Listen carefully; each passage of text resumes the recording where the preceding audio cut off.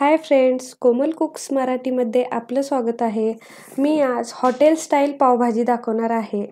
पावभाजीची भाजी तयार करण्यासाठी लागणारे साहित्य।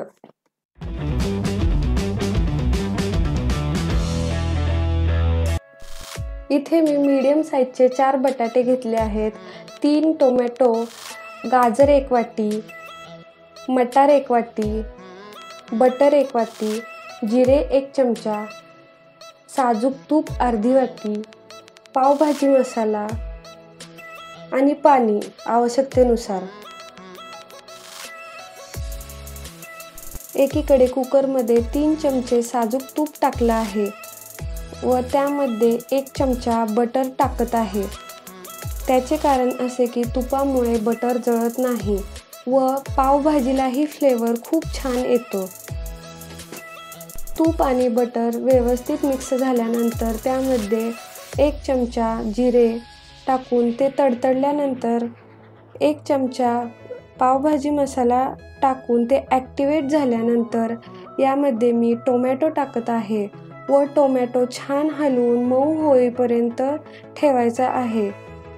यानंतर बटाटा टाकून त्यामध्ये गाजर व मटार टाकल्यानंतर सर्व भाज्या हलवून घ्यायच्या आहेत। त्यात अर्धा चमचा मीठ व अर्धा ग्लास पाणी टाकून व्यवस्थित हलवून 4 शिट्ट्या होईपर्यंत ठेवायच्या आहे। आता कढईमध्ये 3 चमचे तूप टाकून यामध्ये 2 चमचे बटर टाकल्यानंतर हे दोन्ही व्यवस्थित हलवून घेऊन यामध्ये मी 1 चमचा जिरे टाकत आहे।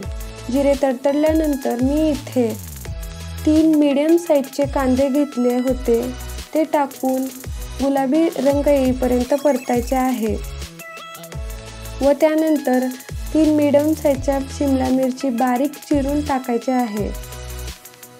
1 मिनिटानंतर शिमला मिरची मऊ झाल्यावर यामध्ये आल्या लसणाची पेस्ट 1 चमचा, कसुरी मेथी 1 चमचा, लाल तिखट 2 चमचे टाकून यामध्ये मी पावभाजी मसाला 2 चमचे टाकत आहे।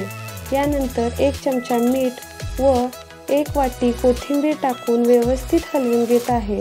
हे सर्व मसाले 2 मिनिट ॲक्टिवेट होऊ द्यायचे आहेत।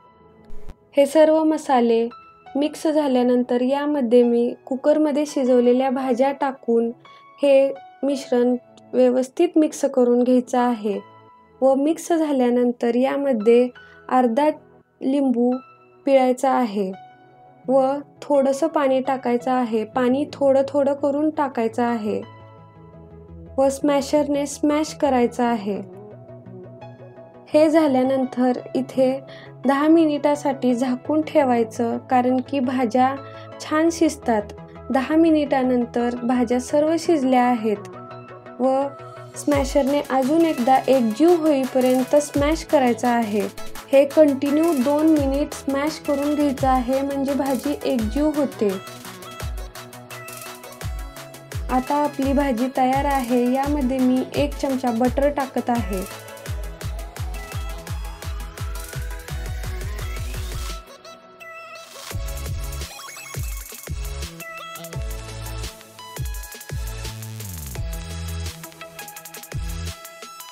आपण मसाला पाव कसा बनवायचा ते पाहणार आहोत। पॅनमध्ये 1 चमचा बटर टाकून यामध्ये 1 चमचा पावभाजी मसाला टाकल्यावर इथे चिमूटभर लाल तिखट टाकून मिक्स करून यावर पाव भाजून घ्यायचा आहे व त्यावर बटर लावून छान परतून घ्यायचं आहे।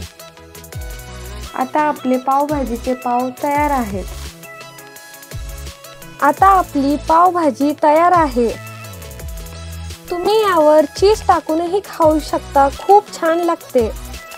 माझा व्हिडिओ आवडला असेल तर लाईक, शेअर अँड सबस्क्राईब करायला विसरू नका। धन्यवाद।